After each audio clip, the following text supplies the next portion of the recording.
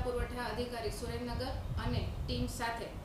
અમુ જ્યારે વઢવાણ લખતર રોડ પર ફેરણી દરમિયાન હતા તે સમયે સાંજના સમયે યોગીરાજ પેટ્રોલિયમ નજીક આકસ્મિક તપાસણી કરતા જમર ગામ પાસે અશોક લેલેન્ડ વાહન જેનો નંબર છે GJ03BW7406 આ વાહનમાં શંકાસ્પદ અનાજનો જથ્થો વહન થતો હોવાનું ધ્યાને આવેલ।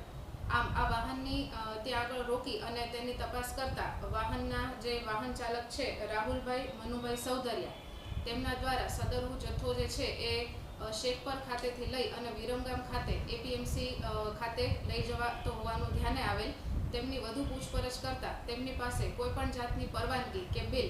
ધ્યાને આવેલ નહીં તથા તેમની વધુ પૂછપરછ કરતા તેઓ દ્વારા કોઈપણ પ્રકારનો સંતોષકારક જવાબ જે છે એ અમોને આપેલ નથી। આથી અનઅધિકૃત રીતે હેરફેર થતો હોવાનું માની અને તમામ 46 કટ્ટા ચોખા કે જેના કુલ વજન છે 2311.550 કિલોગ્રામ જેની કિંમત થાય છે 62,411.85 તથા